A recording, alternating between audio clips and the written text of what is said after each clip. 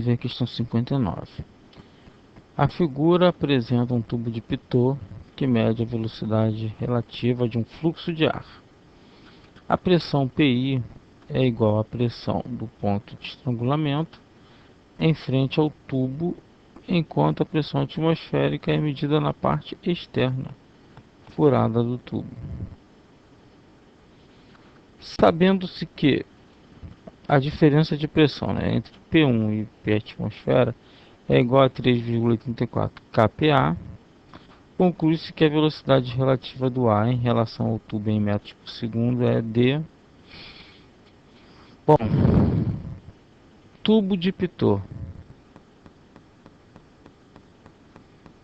O tubo de Pitot é uma aplicação, na verdade, da equação da continuidade, ou equação de Bernoulli, que ele fala o seguinte, que dado uma pressão inicial, o tubo ali está sofrendo uma pressão e dentro o fluxo de fluido escoando dentro do tubo, ele vai estar sujeito a uma força cinemática que vai ser dada por ρ vezes a velocidade de escoamento ao quadrado naquele momento, dividido por 2, é referente à energia cinética, mais a energia potencial, que vai ser ρgh,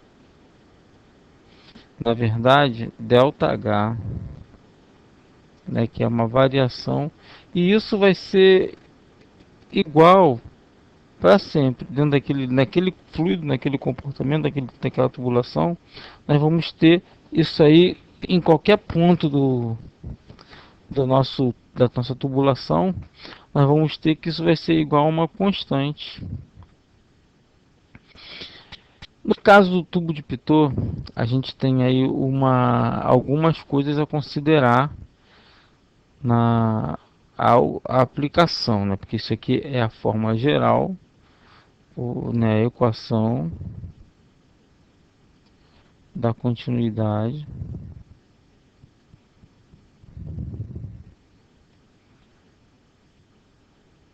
E nós temos que o tubo de Pitot é uma aplicação dessa equação. O que acontece? O tubo de Pitot, a gente vai considerar o seguinte, que a velocidade interna vai ser igual a zero. Porque quando ele tem esse estrangulamento aqui na entrada, ele faz o seguinte, ele mata a velocidade, aumenta a pressão e acaba com a velocidade. A velocidade fica igual a zero, o fluido não vai escoar dentro do tubo de Pitot. Isso aí é teoria do tubo de Pitot. A velocidade dentro do tubo de Pitot é igual a zero. Partindo daí, a gente faz as adequações na equação. Outra característica também do tubo de Pitot é que nós não vamos ter a energia potencial, tendo em vista que ele está todo à mesma altura, ele não tem desnível. Então a gente não tem a parte também da energia que é da parte, da pressão que sofre pelo desnível, pela diferença de altura de uma tubulação referente a outra. Então isso vira zero. O que nos sobra seria a pressão inicial mais ρ vezes v ao quadrado. Nesse caso aqui, já vamos botar que é a velocidade ali do ar, dividido por 2. E essa pressão aqui, nós já vamos colocar que é a pressão atmosférica. A pressão atmosférica técnica métrica. Isso vai ser igual a constante. Só que já nesse ponto aqui já não me interessa mais que ela seja igual a uma constante.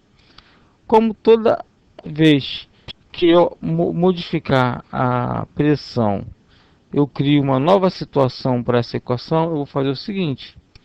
A pressão final, lá no caso da pressão interna, vai ser tal que somada a energia potencial cinética dentro do tubo, que vai ser dada por V interno ao quadrado sobre 2, vai ter que ser igual àquela primeira situação lá. Só que eu também já sei que a velocidade dentro do tubo vai ser zero. Então ela anula todo esse termo aqui. A gente não tem esse termo, a gente fica apenas com PI, quer dizer, pressão atmosférica mais ρ, velocidade do ar ao quadrado sobre 2, igual a PI, é a pressão interna. Organizando essa equação aqui, nós vamos ter PI menos a pressão atmosférica vai ser igual a ρ vezes V ao quadrado do ar sobre 2. Essa equação é a equação referente ao tubo de Pitot. É claro que de uma forma mais assim, mais simples, né? Porque o tubo de Pitot tem outras características que vão ser mencionadas aí mais adiante aí, quando for o caso, né? Aqui nessa questão aqui, isso aqui já é o suficiente para a gente resolvê-la. Eu não vou estender muito nesse assunto, porque outras questões virão e a gente vai ter espaço, né, para explorar melhor essas outras características do tubo de Pitot. Nessa daqui, só isso aqui já é o suficiente para a gente resolver. Tendo em vista que o que? O que ele quer é a velocidade do ar, e ele já deu isso aqui, essa diferença de pressão, ele já te deu aqui. Então a gente só precisa, e o ρ do ar, né, já está bem toda hora aqui, então a gente só precisa reorganizar essa equação para a gente poder calcular a velocidade ao quadrado. Então vamos fazer que a gente quer isolar a velocidade do ar ao quadrado, que vai ser igual. Esse vem para cá multiplicando. Isso aqui eu vou chamar de variação de pressão, ΔP, dividido por ρ. Vamos tirar a raiz quadrada, some ali e aparece aqui.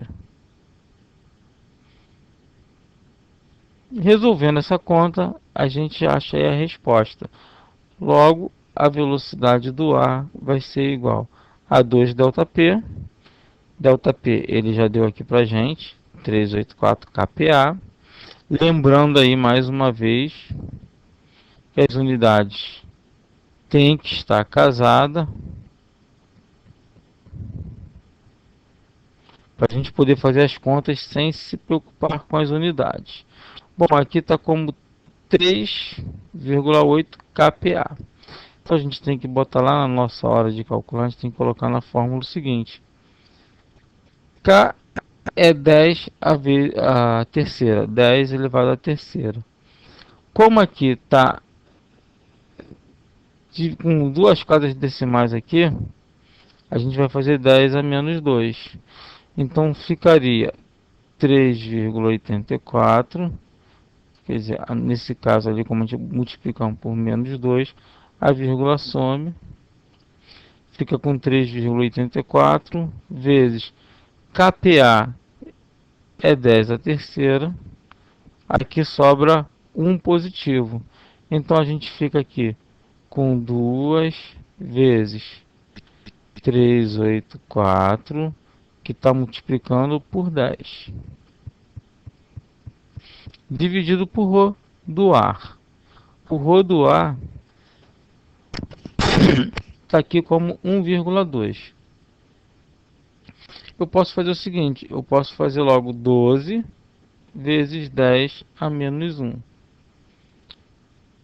Vou tirar a raiz quadrada. Simplifico aqui, fico com 6.